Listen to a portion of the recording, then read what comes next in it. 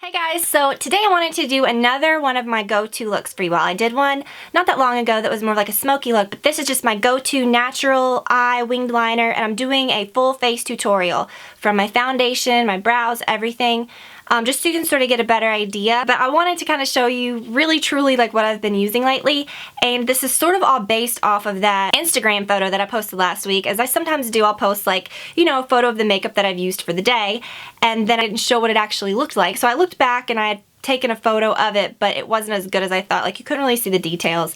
But then it just sparked an idea, and I thought, why not do an updated like go-to look, which is definitely what this is. It's just my signature like natural eye with my winged liner that I've been doing for years, that when I think of makeup or when I look back at most of my videos, just even if I'm not doing a tutorial, this is what I'm wearing in some way, shape, or form. Even if I'm not using these exact products, this is usually like the idea that I go for with the winged liner and the, you know, all that good stuff. So, hope that you guys enjoyed the video. If you want to see exactly how I do it step by step, keep watching. So I'm starting off with my Neutrogena Healthy Skin Foundation and an F80 brush by Sigma.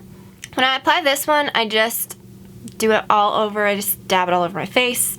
I wish I had a pump or something so I could put it on the back of my hand. If any of you guys know of a pump for this. I think I remember a long time ago someone saying that like there was another brand that worked for that, like when I was using it a lot. I don't know.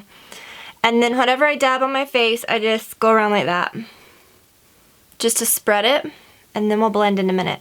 You can see this color is just like, for me, I feel like it's the perfect shade for me, but that's the thing with this foundation, you just have to get your right shade to see how great it is.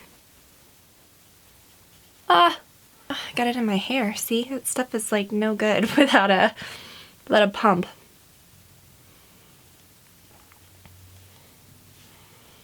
I usually don't like to put foundation around my eye area because some of it, like that has like a more matte finish, or even if it's like a treated foundation, may like dry out your eye area. But this one I feel like is pretty good, so whatever's left on the brush, I just dab right on my brow bone and a little under my eye. Next, I use my Studio Finish foundation anywhere where I have like any discoloration. Around my nose, sometimes I use my finger, and then like if it's a smaller, like a more precise thing, I use a brush. And this is just an E15 by Sigma. I feel like I look so serious. I forgot to mention, as far as primer and stuff, I don't use one of those a lot. I'm just a less product is better type of person. And my It CC cream that I love so much, if I use a foundation, I haven't really been using that because it's like a foundation on its own. So I try to like conserve that just for the days that I'm not wearing foundation. But I went in my bathroom to get this to show you what I used. I used the Colleen Rothschild Sheer Renewal Cream. My moisturizer sort of like doubles as that, so that's what I kind of like prepped my skin with. My last video, when I talked about this, someone said, oh, you didn't mention the brand of those skincare products, and I was like, yeah, I did, you know, whatever. And then later I looked at it and I was like, I totally didn't. That was so weird. I was just talking about the products, I didn't even name the brand, but this is what it is. And I do have a 20% off code if you're interested in that, but it's good stuff. Gives your skin a good slip and like preps it for foundation so you don't have to use like a million products. So that kind of doubles up, which is good. And this has an SPF, or a good SPF. It's SPF 20, which you always shouldn't always rely on, but I don't like to double up products. I'm not going to use a product that has like 50 and then use, I don't know, I like to use as little as possible. I go back and forth with setting powder between this and my NARS, the translucent, but this is my Hourglass Diffuse Light. Looks really dirty right there. And like just the tiniest amount, I mean, that's probably just the brush looking like that. See? That's just how the brush looks. It's just not that much at all getting on there. And I just dab it mostly where I used concealer and stuff like that. But it doesn't matte out your face. It gives you still the pretty finish. I'll go ahead and do my under eye concealer. A lot of times I do that last, but I'm just going to go ahead and do it because it looks shadowy in the camera to me. And I use the MAC Prep and Prime Radiant Rose and my F86 brush. You can use your finger or this. I think this just, I don't have to pat it so much. It just is more, I feel like it's more gentle because I don't have to drag it around, or I don't know. It's just whatever you want to do. And it sort of like pulls it down just perfectly. A lot of times what I will do though is after I get it, like after it looks done, I'll go back over with my finger just to make sure. Just like that. Nothing crazy. And then I go back and forth between this and the Ethereal Light Ambient Lighting Powder, but this is my Laura Mercier Secret Brightening Powder. This is just, to me, one of the best products you can use sort of to brighten your under eye area, and it kind of sets everything. So just a super, super light dusting of that. And now we're ready for the eyes. I always do my blush and my bronzer last. Don't know. Before I do anything, I'll do my eyebrows just to kind of, you know, get that looking good. I use this Anastasia Brow Wiz, and I comb them first. And I forget I have my little mirror down here. I keep looking off into my big one. I fill in anything that obviously needs to be filled in, and then I lightly go around the edges, mostly around the top.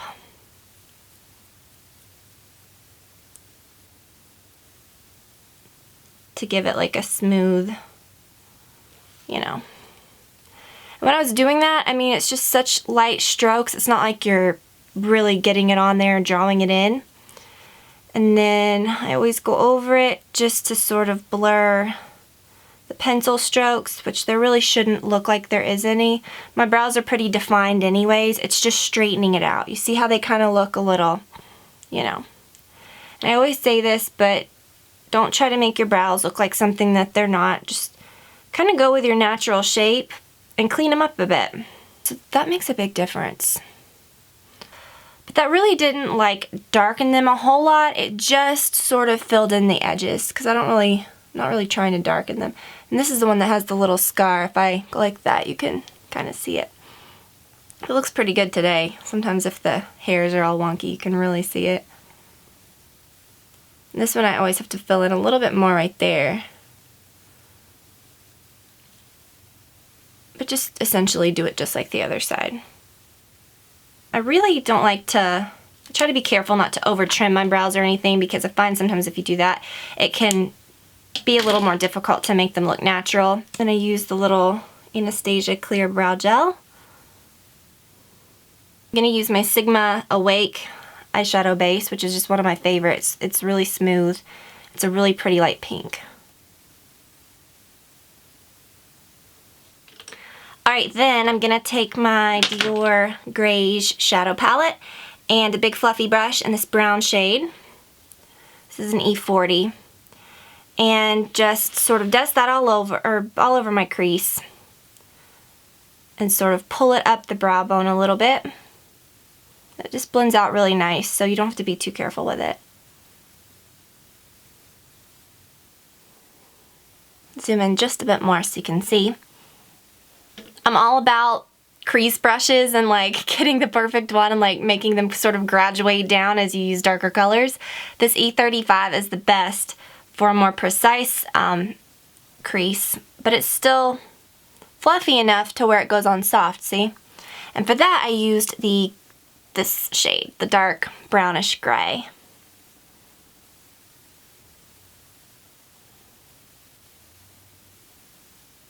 These just blend together so beautifully.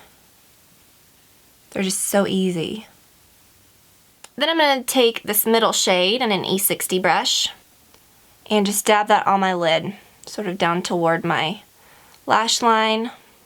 Could have done that first too, but I find that sometimes when you do the crease shade, it sort of blends away the pretty intensity of the color. I'm going to take a little more of that darkest shade and use an even smaller brush. This is an E25. Again, like I said, just make it, like as you use darker shades, just use a smaller brush. If you sort of want that filled in outer corner look, which I like.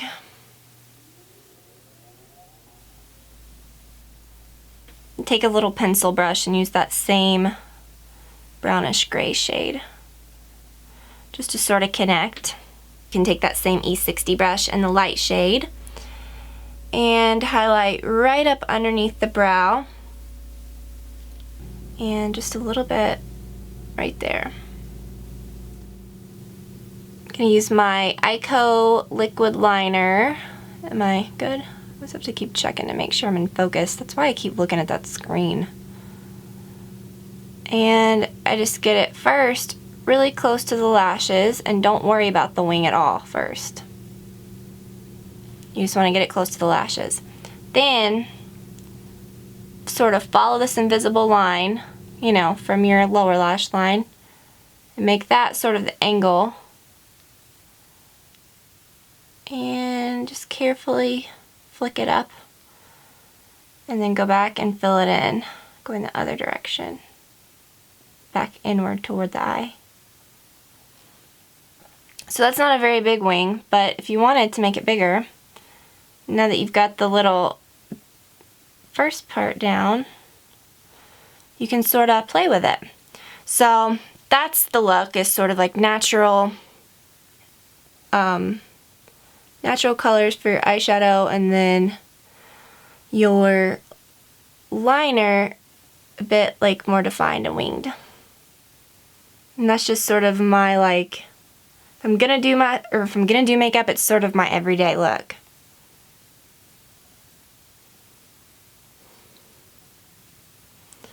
Okay, so then again, we do that over here. Get the angle of your wing right. And don't feel like you have to do the whole thing or make it look perfect just yet. Bring it back in. And then you can extend it however far you want. I do have a video about winged liner, but that's pretty much the gist. I'm using my Armani Eyes to Kill, which is like probably still my favorite mascara. For bronzer, my Too Faced Sun Bunny bronzer. Love this. Love how I can kind of go back and forth, and if I want a little lighter of a look, I can go to the lighter shade. I'm using my Chanel angled brush, which I think these are kind of hard to find now, but they always pretty much were. I think they were only available like at one place, but they keep selling out, and I don't know if they're not going to have them anymore or what, but if I can find them, I will, or if they're available at that store, which I believe is Bloomingdale's, I will link to that below. That's like the only place you can order it. Unless you get it like on eBay or something, which, you know. So I always go around my hairline, on my forehead, down my temple, and sort of connect right there. Just livens up your face, and then I always kind of just take it, and I never apply it to my jawline, like make it a point to do that, but just so that it's not white right here, and then I just always kind of just sweep it down, just lightly, just with whatever's left. Then I'm going to use this blush, which is the Dim Infusion. It's the Hourglass. I love these so much. And this is one of the lighter ones, but still, like, when I apply it, you have to sort of be careful. Really pretty. I'm looking in the little camera thing to see if it's, because it's really showing up, but sometimes it's just the lights and everything make you look so much lighter. Okay, it's just so pretty, and then I can always, if you feel like you've taken it up a little too high, you can sort of sweep that Secret Brightening powder back where we put it before.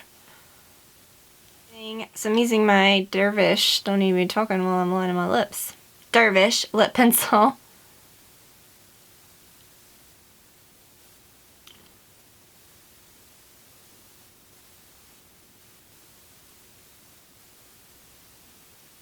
Then I'm going to use my Secret Rouge Coco Shine by Chanel.